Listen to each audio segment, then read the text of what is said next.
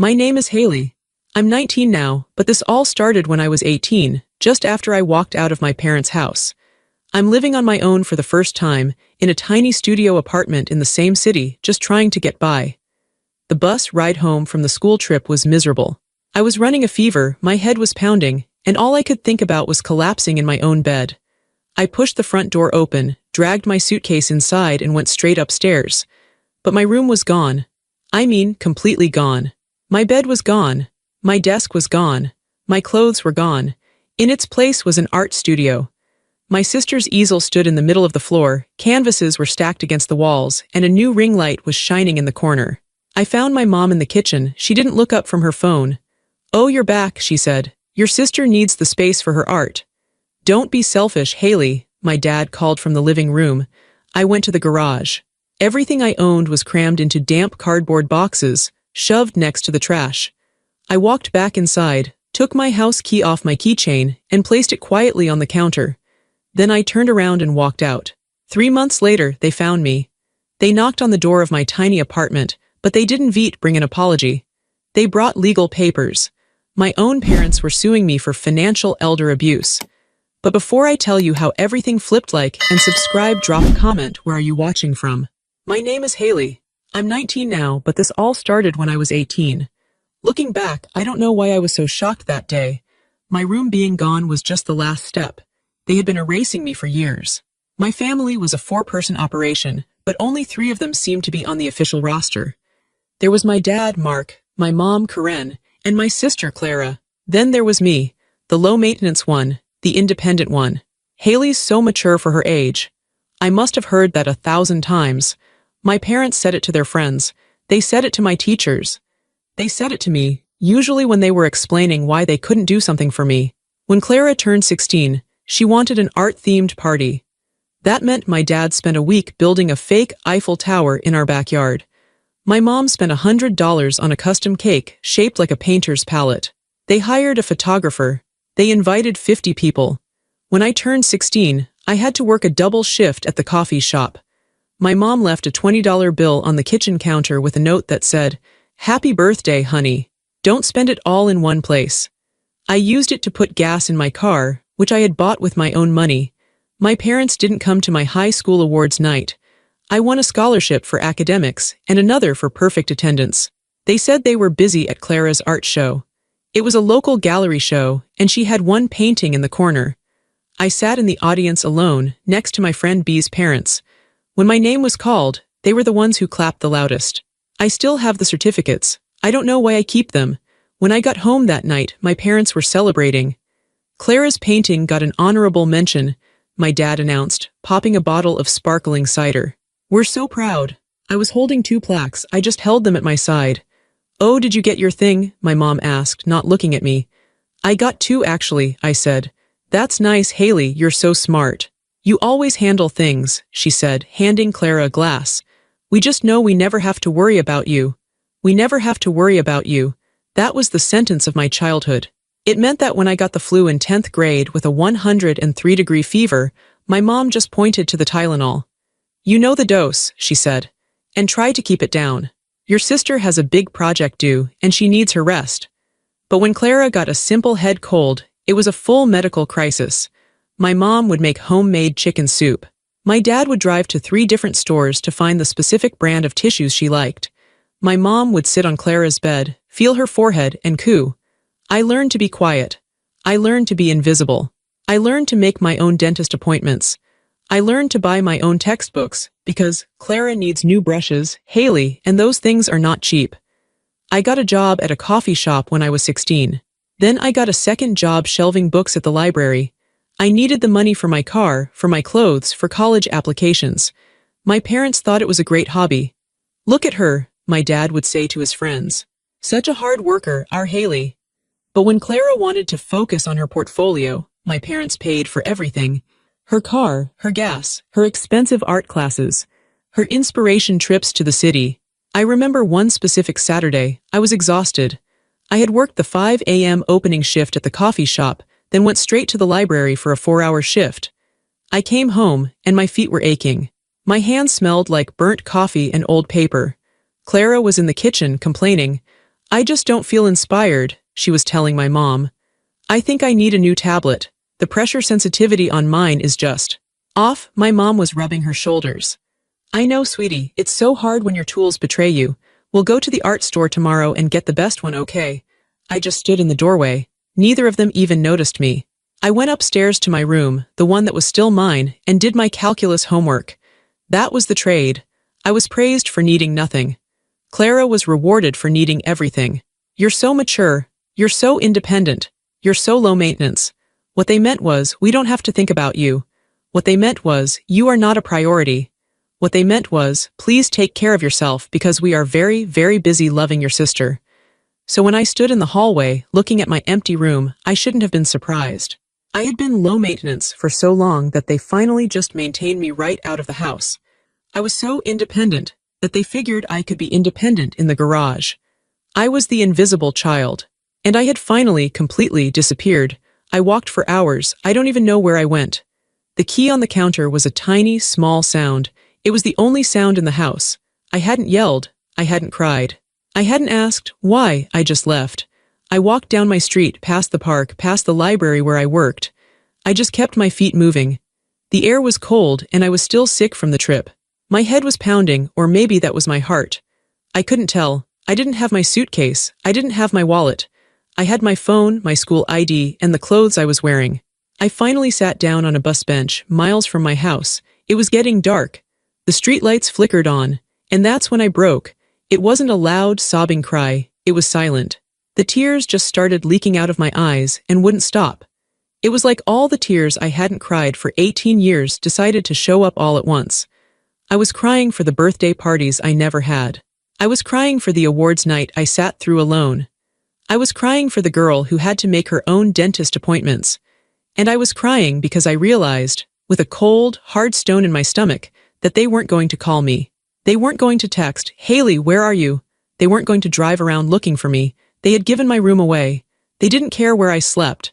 They just cared that Clara had space. I sat there until my clothes were damp and I was shaking from the cold. I had one person to call. My friend B. "Haley, where are you? You were supposed to be back today," she said. Her voice was warm and it made me want to cry all over again. "Can I come over?" I whispered. My throat was tight. "Just for tonight." "Of course," she said instantly. "Are you okay? You sound weird." "I'm on the bus bench by the library," I said. "Stay there, I'm coming." B didn't ask questions. She just pulled up, opened the passenger door, and looked at my face. "Oh, honey," she said. She took me to her tiny apartment, sat me on her worn-out couch, and wrapped me in a blanket. She made me hot tea. "They gave my room away," I finally said. B just listened. I told her everything. The art studio, the boxes in the garage, my dad saying, "Don't be selfish." She was quiet for a long time.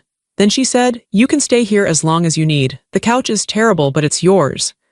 I stayed on that couch for 2 weeks. I felt like a ghost. I was a burden, a charity case, living in B's living room. I tried to make myself small.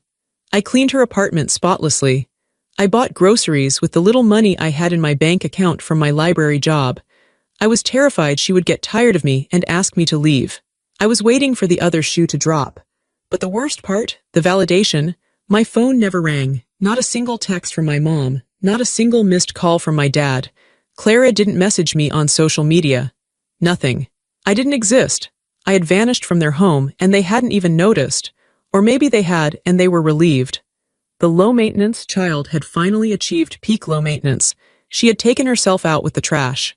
After 2 weeks, I knew I couldn't stay with B forever. She would have let me, but I couldn't stand being a burden. There was one other person, the only person in my entire family who ever really saw me. My grandma, my dad's mom. I took the bus to the senior home. It wasn't a fancy place. It was modest, clean, and smelled like antiseptic and overcooked vegetables. Grandma was in her room, reading a mystery novel. She was small and sharp, like a little bird. Her eyes were bright. "Well, look at you," she said, putting her book down. "You look like hell, Haley." That was my grandma. I sat on the little plastic-covered chair by her bed. "You're not at home," she said. It wasn't a question. "No, Grandma. And you're not at that school trip anymore. So where have you been?" I tried to be low maintenance.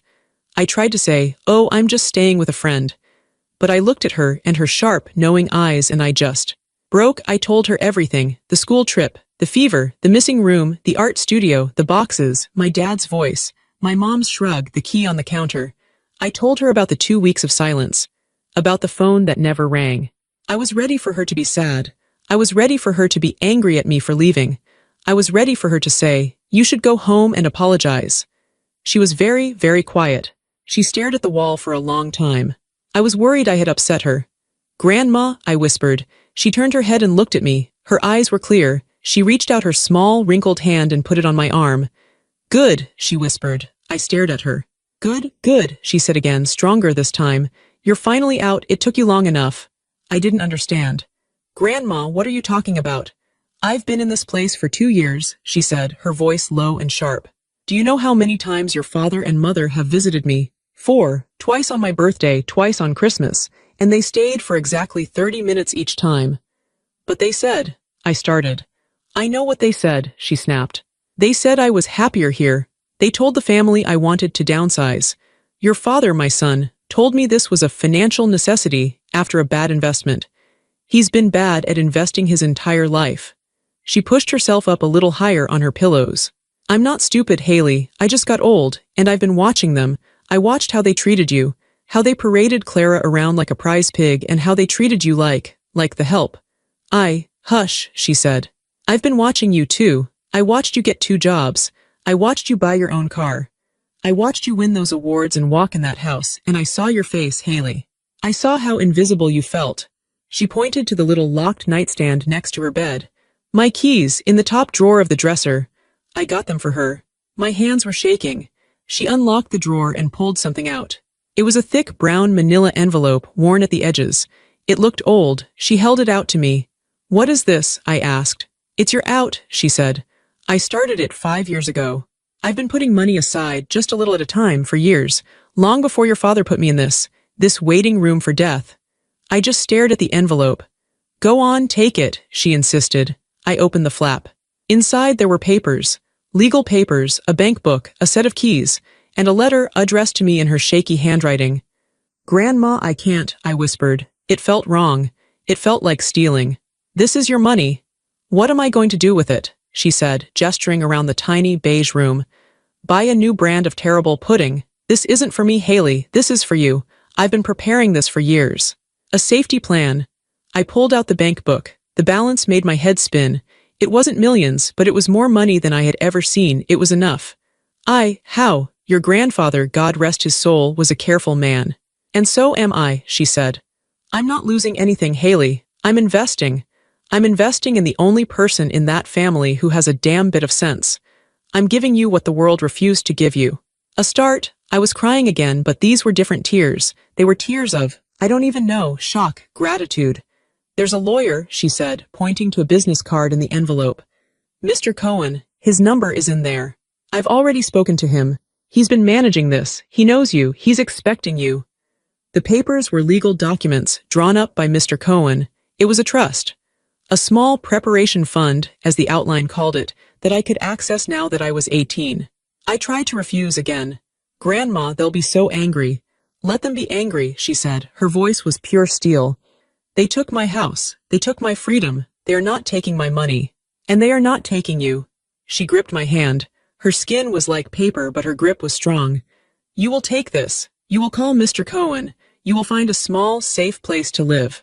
And you will not tell a single soul, especially not your parents. Do you understand me?" "Yes, Grandma," I said. "Good, now give me a hug. You still feel too skinny." I met Mr. Cohen the next day. He was a kind, older man in a small, tidy office. He explained everything. The fund was set up to pay for my living expenses and my education. It was protected. It was mine. "Your grandmother is a very smart woman," he said, signing the last paper. "She saw this coming." That week, I found an apartment. It was a tiny studio, what they call a bachelor apartment. It was 1 room. It had a kitchenette in the corner with a mini fridge and a hot plate. It had a small bathroom with a shower that dripped. It was empty. The walls were a pale, sad yellow. It smelled like dust. I signed the lease. I went to a discount store. I bought a pillow, a blanket, a towel, a bar of soap, and a box of instant noodles. That night I slept on the floor of my own apartment. I didn't have a bed. I didn't have a desk. I didn't have an easel or a ring light. But I had a locked door, I had a key, and it was all mine. For the first time in my entire life, I wasn't invisible. I was home. I had been in the apartment for 3 months. It was slowly starting to look like a place a person lived. I had a cheap mattress I bought online. I had a second-hand desk and a chair. I was still working at the library, and I had enrolled in classes at the local community college. I was making instant ramen on my hot plate, a textbook open on my desk. It was quiet. I was finally starting to breathe. Then came the knock. It wasn't a friendly knock. It was 3 hard, loud knocks that shook the thin door. Bam. Bam, bam, my heart jumped into my throat. I wasn't expecting anyone. Be always texted first. I looked through the peephole. My blood turned to ice. It was my parents. My father, Mark. My mother, Karen. They were standing in the hallway of my cheap apartment building, and they looked polished. My dad was in a suit. My mom had her hair and makeup done. They looked like they were going to a business meeting, not visiting their runaway daughter. They looked furious. Bam, bam, bam. Haley, my father's voice boomed. We know you're in there. Open this door. I was frozen. What did they want? How did they find me? Haley, so help me God, my mom's voice, sharp and high. Don't make a scene. I slowly unlatched the deadbolt. I opened the door just a crack. My mother pushed it open, shoving me back into the room. They stepped inside, and their presence made my tiny apartment feel even smaller. They didn't look at me, they looked around me. Their faces were disgusted. They looked at my hot plate. They looked at my mattress on the floor. Good, my mother said, her voice dripping with sarcasm. This is just sad. Is this what you wanted? To live in a slum? We're here to talk about your grandmother, my dad said. He had a briefcase. He put it on my desk and snapped it open. I haven't seen you in 3 months, I whispered. My voice was shaking. You didn't call. You didn't? Oh, don't you start, my mom snapped. Don't you dare play the victim, Haley. We know what you've done. What I've done? My dad pulled out a stack of papers. We know you've been seeing Grandma. We know you've been poisoning her against us. I haven't. You manipulated her, my father said. He said it like a fact, like he was reading a report. Our mother is a confused, elderly woman. She is not mentally sound. And you took advantage of her. I couldn't speak, I just stared at him. She's not confused, I finally managed to say. She's smarter than both of you.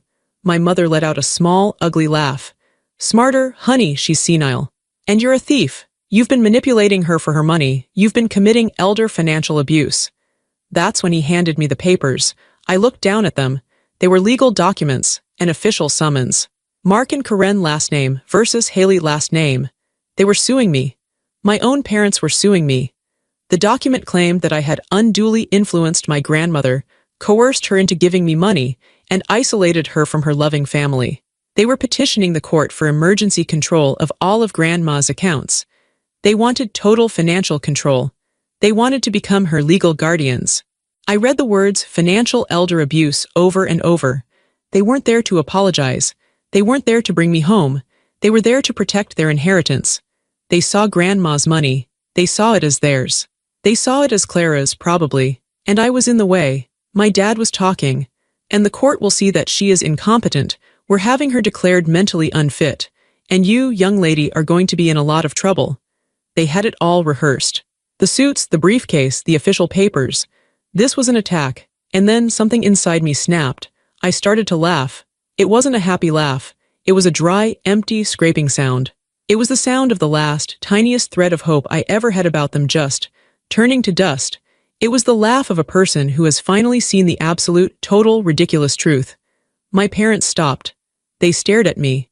Their rehearsed anger turned into confusion. What is so funny? My mother demanded. You're ruining our family.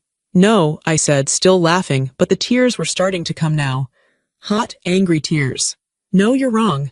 I looked them right in the eye. My dad, my mom, the 2 people who were supposed to love me. You don't have a family to ruin, I said. You threw it away. You threw me away. My dad's face turned purple. You will give that money back, Haley, or we will see you in court. I'll see you in court, I said. My voice was suddenly steady. It was cold. They looked shocked.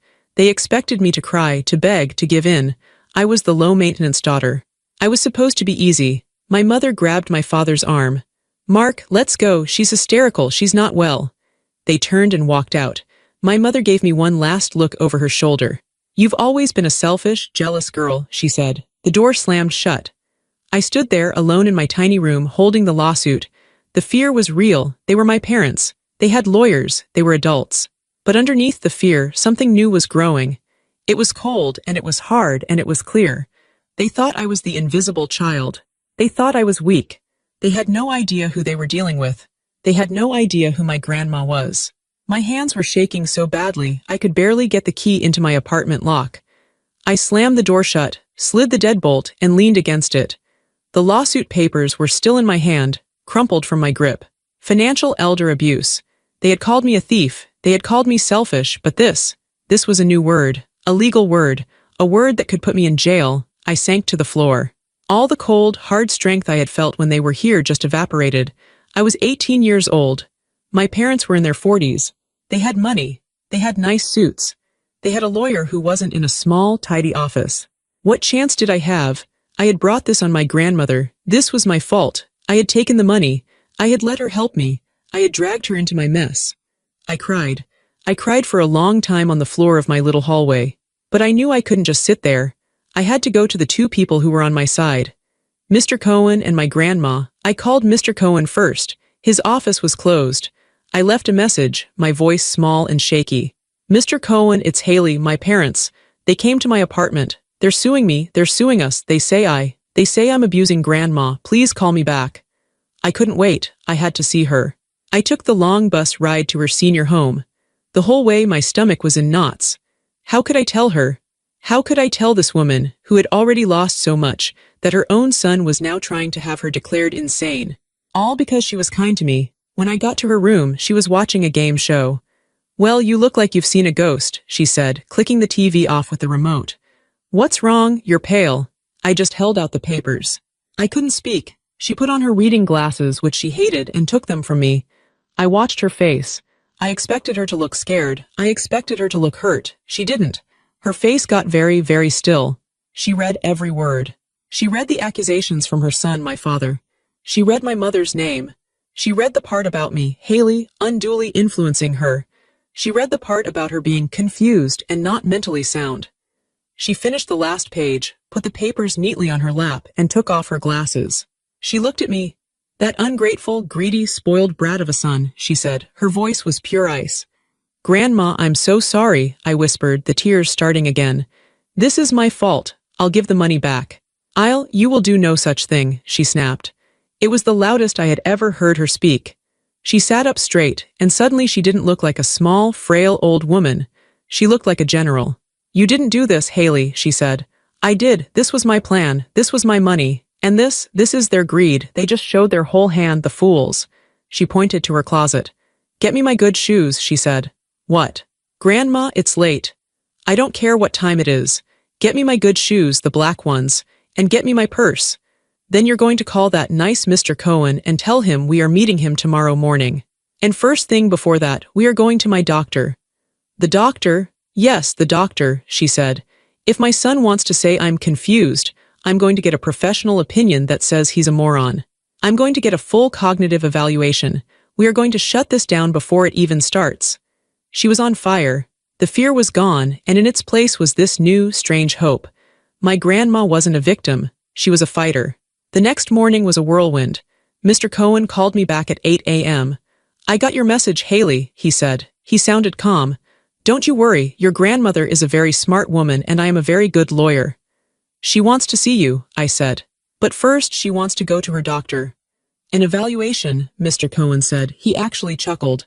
That's brilliant. That's exactly right. You get her there, get the report in writing. I'll file it with our response. I took my grandma to Dr. Patel, her primary care physician for 10 years.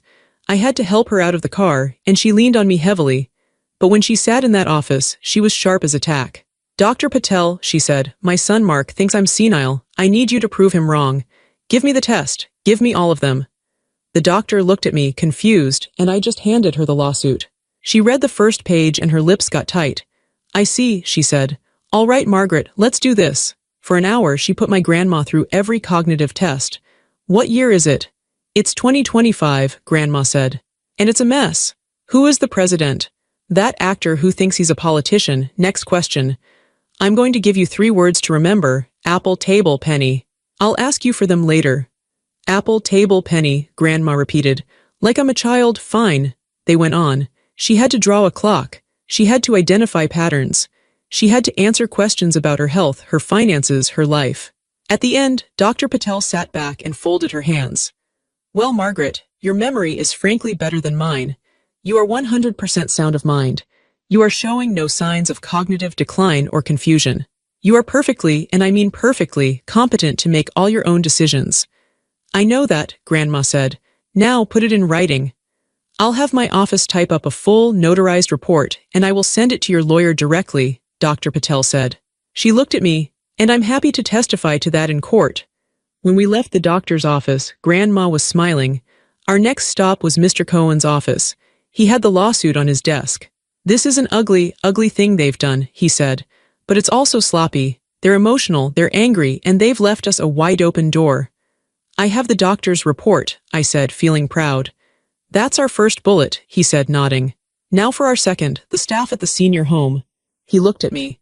Haley, they know you, they know your grandmother, and they know your parents. I'm going to call them and ask for affidavits. The head nurse, the activities director, anyone who has seen the truth. They've seen my parents maybe 4 times in 2 years, Grandma said, sipping the tea Mr. Cohen had given her. They've seen Haley every single week, even when she was just a high school kid. Exactly, Mr. Cohen said. That will prove you are not isolated. It will prove they are the ones who isolated you. Then he pulled out a thick binder. And this, he said, is our final bullet. He opened it. It was full of letters, emails, memos. All from my grandma to him, dating back 5 years. As you can see, he said, your grandmother and I began planning this preparation fund, as she called it, 5 years ago, long before she was in any home, long before any of this. He pointed to a letter. It was from my grandma. My son Mark is irresponsible with money, it said. I am worried about my granddaughter, Haley. She is the only one who sees me. I want to set something aside for her, a safety plan, in case they ever. I couldn't read the rest. This document, Mr. Cohen said, proves that this was not undue influence. This was not a confused, old woman being manipulated. This was a loving, careful, and planned gift from a grandmother who saw this storm coming a mile away. I looked at my grandma. She was watching me. We are not the victims here, Haley, Mr. Cohen said, closing the binder. We are the defense, and we are going to win. I finally understood. I had been walking around my whole life thinking I was the invisible, low-maintenance, quiet one. I thought I was the problem. But in this office, it all became clear. My parents weren't trying to protect their confused mother. They were trying to protect their access to her money. They saw her as a bank account. They saw me as a thief who had stolen their PIN. It was never about love. It was never about family. It was just about the money. And they were willing to destroy me and my grandma's reputation to get it. Okay, I said. My voice was steady again. What do we do next? The day of the court hearing, I felt like I was going to be sick. I had put on my only good outfit, a black skirt and a white blouse I'd bought at a thrift store. I met Mr. Cohen and my grandma at the courthouse. Grandma was in her wheelchair, but she had insisted on wearing her Sunday best, a neat blue suit and her small pearl earrings. She looked like a queen. Chin up, Haley, she whispered to me as we went through the metal detectors. We're here to tell the truth. It's the easiest thing in the world. I wasn't so sure. When we got to the courtroom, I saw them, my parents. They were sitting at the plaintiff's table with a man in an expensive-looking suit. My father looked angry and important. My mother was dabbing her eyes with a tissue, even though no tears were coming. She was playing the part of the worried daughter-in-law. It made me sick. I was surprised to see that my sister, Clara, wasn't there. Of course she wasn't. She was the star. Stars don't have to show up for the ugly parts. She was probably in her new studio, my old room, waiting for my parents to come home with the money she needed for more art supplies. We sat down at the defense table. The room was quiet. I could feel my parents staring at me. I refused to look at them. All rise, the bailiff said. The judge came in. She was an older woman with sharp eyes, just like my grandma's. She looked tired. She looked like she didn't have time for nonsense. She read the case file. Mark and Karen last name versus Haley last name and Margaret last name. She looked over her glasses at us. This is a petition for an emergency guardianship based on claims of elder financial abuse and mental incompetence. She looked at my parents' lawyer. You're the petitioner, begin. For 20 minutes their lawyer talked. He painted a picture of a vulnerable, confused, elderly woman, my grandma, and a grasping, manipulative, and deeply troubled granddaughter, me. He said I had isolated my grandma. He said I had coerced her into giving me money. He said I was living large off her funds while her loving son and daughter-in-law were worried sick. Living large, I whispered to Mr. Cohen. I thought about my tiny studio apartment and my dinners of instant noodles. He's painting a picture, Mr. Cohen whispered back. Now watch us paint a better one. When it was our turn, Mr. Cohen stood up. He was calm. He was organized. Your Honor, he said, we are here to refute these claims, which are not just false but frankly cruel. He didn't start with me. He started with my grandma. The petitioners claim that my client Margaret is mentally incompetent. Your Honor, I would like to submit into evidence Exhibit A, a full cognitive and medical evaluation performed yesterday by Dr. Anita Patel, my client's physician of 10 years. The judge read the report. Her eyebrows went up. According to this, the judge said, Dr. Patel finds the defendant to be 100% sound of mind and possessing a memory better than her own. These are not the words of a doctor describing an incompetent person. My mother stopped dabbing her eyes. My father's face got red. Next, Mr. Cohen said, the petitioners claim that their mother has been isolated by her granddaughter. I would like to call to the stand Miss Jenna Riley. Jenna was the head nurse from my grandma's senior home. She was in her scrubs. She looked nervous but determined. Mr. Cohen asked her simple questions. Miss Riley, how long have you worked at the senior home? 8 years. In that time, how often have you seen the petitioners, Mark and Karen, visiting Margaret? Jenna looked at my parents. Maybe 5 or 6 times, total, on holidays mostly, they never stay long. I see, and how often, Mr. Cohen asked, do you see the defendant Haley? Jenna smiled at me. I see Haley every week, at least. She was here every Sunday, even in high school, taking her grandma out. She's the only one who visits. She's the only family Margaret talks about. They play cards. Haley reads to her. She's not isolating her. She's supporting her. Thank you, Miss Riley. No further questions. My dad's lawyer tried to ask her questions, but she wouldn't budge. No, sir, she said. Margaret is not confused. No, sir. Haley is a very good girl. The judge was tapping her pen. She looked annoyed. Finally, Mr. Cohen said, we have the matter of the financial abuse. The petitioners claim this was a recent, coerced transaction. He held up the thick binder. Your Honor, this is Exhibit B. It is 5 years of correspondence between my client, Margaret, and my office. It details the creation of a preparation fund for her granddaughter. He opened it. I direct you to a letter dated May 14, 2020, 3 years before my client was ever placed in a senior home. She writes, my son is irresponsible. I am worried about Haley. I want to set something aside for her, a safety plan. The judge read the letter. Then she read another one. And another one. The courtroom was completely silent. I could hear my dad's heavy, angry breathing. Finally, the judge took off her glasses. She looked at my parents. She looked at them for a long, cold minute. I have seen a lot of things in this courtroom, she said. Her voice was quiet, but it cut through the room. I have seen real abuse. I have seen real neglect. This is not it. She looked at my parents. What this is a greedy, frivolous, and frankly disgusting attempt by a son and daughter-in-law to steal their mother's money, and to use their own daughter as a scapegoat. My mother gasped. You have brought a baseless petition to my court, the judge continued. You have wasted the court's time. You have slandered your daughter. And you have insulted your mother. She looked at my grandma. Ma'am, you are clearly 100% competent. Your planning was as impeccable. She banged her gavel. This petition is dismissed with extreme prejudice. That means you can never, ever bring this claim again. I am ordering the petitioners, Mark and Karen, to pay all legal fees for the defendants. She looked at my parents' lawyer. And counsel, I am frankly shocked you even brought this to me. You are walking a very fine line. She banged the gavel again. We are done here. It was over just like that. My dad was purple. My mom was, for the first time, actually crying real, angry tears. Their expensive lawyer turned to them. He snapped his briefcase shut. Don't call my office, he said, his voice low. I am resigning as your counsel. You are uncooperative and you lied to me. He walked out. My parents were left sitting there alone at the table. Mr. Cohen patted my arm. Let's go, he said. We walked right past them. I didn't look at them. I just kept my eyes on my grandma. That week the phone started ringing. It was my aunts, my uncles. Haley, I just heard. What really happened in that courtroom? Your mother said you had stolen. The family was starting to question their lies. The public record was there for anyone to see. The collapse had begun. A few days later, we were back in Mr. Cohen's office. This time the mood was different. We have to update your paperwork, Margaret, he said. That's right, Grandma said. She took a pen. First, medical proxy, that's Haley. I don't want my son or that woman he married making any decisions for me, ever. She signed the paper. And second, she said, the will.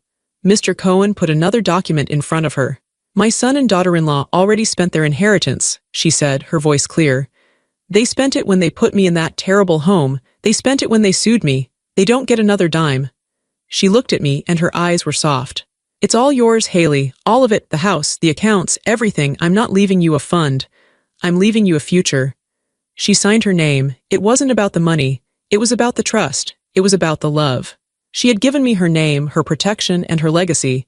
And my parents, they had got exactly what they deserved. Nothing. The months after the court case were quiet. It was like the world had been holding its breath, and it finally let it out.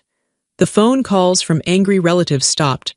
The fear of seeing my parents around every corner started to fade. I was free. I focused on my classes at the community college. I kept my job at the library. I saved my money. The trust fund was there, but it was for the future. I was still living on my own steam. One day in April, I got a thick envelope in the mail.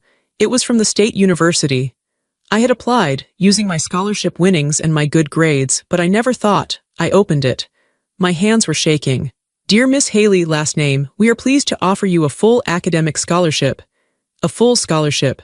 Not a loan, not a handout, something I had earned.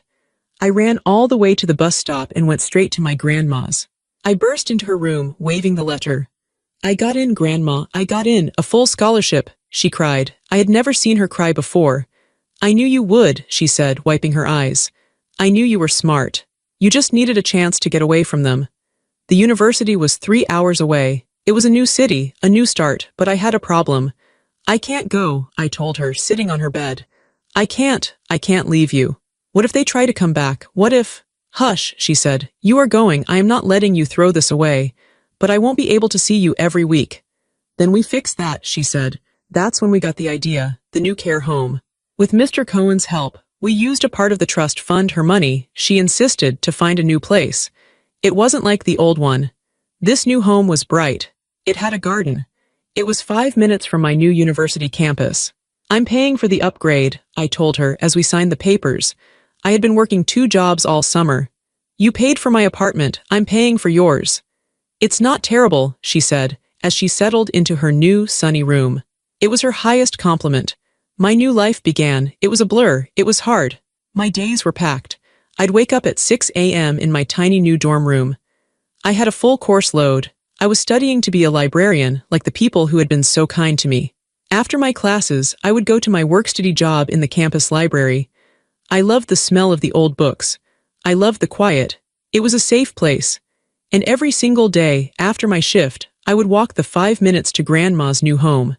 Sometimes I would just sit on her bed and do my homework while she watched her game shows.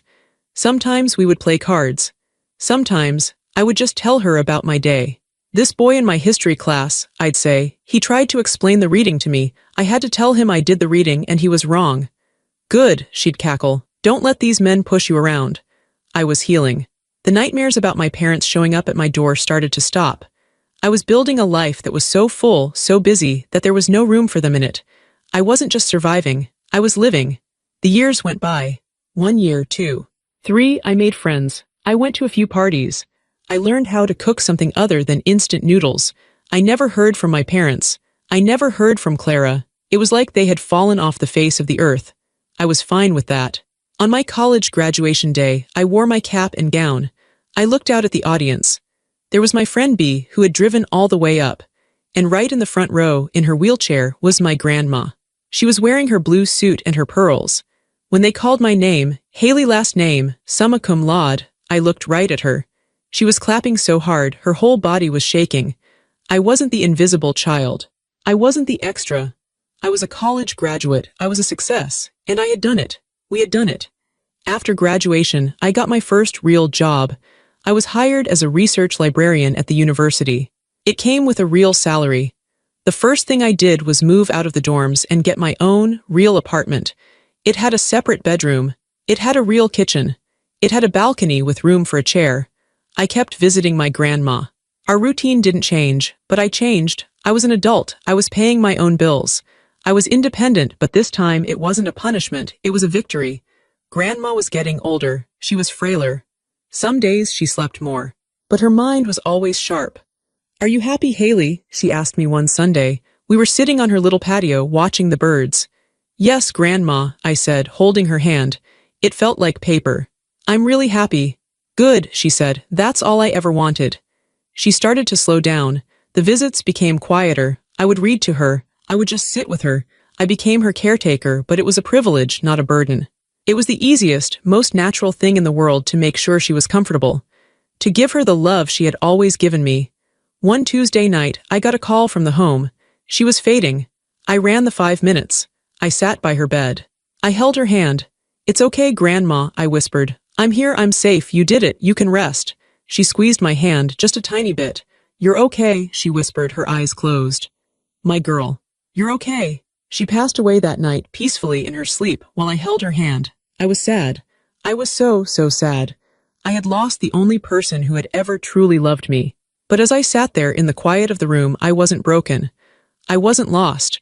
She had given me everything I needed to survive. She had saved me. And now, my real life, the one she had bought for me, could begin. The funeral was small. It was just me. My friend B came. Mr. Cohen came. And a few of the nurses from the home, the ones who had loved my grandma, came too. It was a quiet, gray day. We buried her next to my grandfather, just like she had wanted. My parents did not come.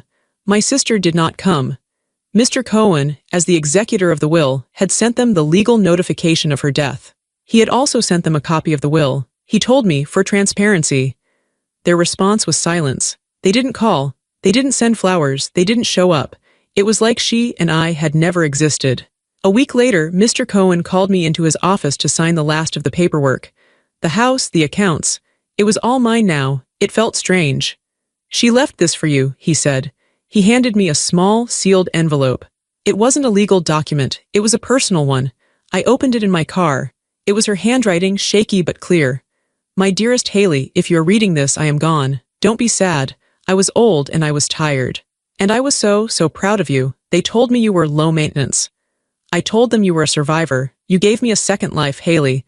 You came to see me. You made me laugh. You gave me a reason to fight. You gave me a reason to live. I hope I gave you yours. Don't let them break you. Live your life, be happy. That will be the only revenge that matters. I love you." Grandma, I sat in my car in the parking lot and cried. But it wasn't the same as before. These were not tears of pain or fear. They were tears of love, tears of release. She was right. I had to live. In the months that followed, the rest of the story trickled in. I didn't seek it out, it just found me. My aunt, my dad's sister, called me. She was hesitant. "Haley, honey, it's your Aunt Susan." "Hi, Aunt Susan," I said. I was polite. I was not warm. I'm so sorry for your loss, your grandma. She was a wonderful woman." "Yes, she was," I said. "And I'm sorry for all of it. I have to tell you, your parents, your father, he's been telling the whole family that you stole all the money. That you tricked your grandma, and that's why they weren't in the will. He's telling everyone she was senile to the very end." I just listened. I wasn't angry. I wasn't surprised. "Aunt Susan," I said, my voice calm. "The court hearing was a matter of public record. The judge's ruling is a public document. My grandma's cognitive evaluation is in that file. If you or anyone else in the family wants to know the truth, you can go to the courthouse and read it." There was a long silence on the line. "Oh," she said. "Oh, I see." I found out later that she did. She and my Uncle David went to the courthouse. They read the judge's brutal, final ruling. They read the nurse's testimony. They read the doctor's report. And then they told the rest of the family. The lies my parents had built their lives on finally crumbled. The family saw the truth. They saw my father and mother for who they were, greedy, cruel, and liars. One by one, the family cut them off. They were the ones who were isolated now. They were the ones no one called. They were the ones who spent holidays alone. I didn't do anything. I just lived my life. The truth did all the work for me. My life was quiet. It was good. I had my job at the library. I had my nice, safe apartment. I had B. One day, about a year after the funeral, I was in the local craft store. I was looking for a new frame for a picture of me and Grandma. I was waiting in line and I looked at the cashier. It was Clara, my sister, the star, the artist. She wasn't a star. She was wearing a red vest that didn't fit and her hair was messy. She looked tired. She was ringing up a pile of fake flowers for a customer. Our eyes met. I saw a flash of something in her face. Shock, panic, and then embarrassment. She looked away. She ducked her head down and kept scanning, pretending she hadn't seen me. I just stood there for a moment. I was in my work clothes, my nice coat. I was on my way to my good job, to my peaceful life. I thought I would feel angry. I thought I would feel smug. I thought I would want to walk up to her and say, "How does it feel? How does it feel to be the one no one sees?" But I didn't. I just felt nothing. She wasn't the enemy. She wasn't the rival. She was just a person who had made her choices. She had chosen to be the center of their world, and when that world collapsed, she had collapsed with it. She had tied her life to them, and she was paying the price. I wasn't an extra. She wasn't a star. We were just two people. I put the frame back on the shelf. I didn't need it. I walked out of the store. I never looked back. I don't speak to my parents. I don't speak to my sister. It's not out of anger anymore. It's just clarity. My power isn't in yelling at them. It's not in getting revenge. My power is in my quiet apartment. It's in my college degree. It's in the job I love. My power is in the silence. It's the sound of my phone not ringing with drama. It's the sound of my own key in my own lock. It's the sound of a life I built, a life my grandmother saved, a life that is, finally, completely mine. My name is Haley. And if you're reading this, if you've listened to my story, it means you know what it feels like. You know what it feels like to be the quiet one. The extra. The person who is only praised when you don't need anything. For a long time, I thought I was the problem. I thought I was selfish for wanting what every child deserves, to be seen. To be loved. My parents told me I was jealous. They told me I was difficult. They told me I was ungrateful. The truth is I was just in the way. I was in the way of their narrative. I was in the way of their money. I was in the way of the perfect, shining star they wanted to build in my sister. So they tried to erase me. And when I wouldn't be erased, they tried to destroy me. When you grow up in a family like that, you start to believe their lies. You start to think that family is an obligation. That blood means you have to sit there and take the abuse. That love is supposed to hurt. You feel guilty. You feel guilty for wanting to leave. You feel guilty for surviving. You feel guilty for being happy when they are not. Let me tell you something I learned from my grandmother. Self-preservation is not selfish. Walking away is not weakness. Sometimes, walking away is the only thing that will save you. My quiet power, the thing my grandma gave me, wasn't just the money. The money was a tool, it was a key. The real power was the permission to leave, the permission to say no more, the permission to build my own life on my own terms. My family was supposed to love me. They didn't. My friend B, she was family. Mr. Cohen, in his own way, he was family. The nurses at the home who testified for us, they were family. And my grandma was a warrior. She was my real family. Some families break you. They are designed to. They find the one person who won't break, and they try to smash them into pieces. And sometimes, if you are the luckiest person in the world, one person will step in. One person will see you. One person will hand you a key, or an envelope, or a simple, powerful word. Good, you're finally out. If you don't have a grandmother like mine, then you have to be that person for yourself. You have to be the one who hands yourself the key. You have to be the one who gives yourself permission to leave the burning building. My life is quiet now. It is peaceful. I am not at war anymore. I won. Not by fighting them, but by outliving them. By outgrowing them. By simply being happy. If you have ever had to walk away from the people who were supposed to love you, you are not alone. If you have ever been the extra, the low-maintenance one, the one who had to raise yourself, you are not alone. Some families break you. Some grandmothers save you. And sometimes, walking away is the only way to survive. Drop your country or state in the comments. Let us know where you're watching from.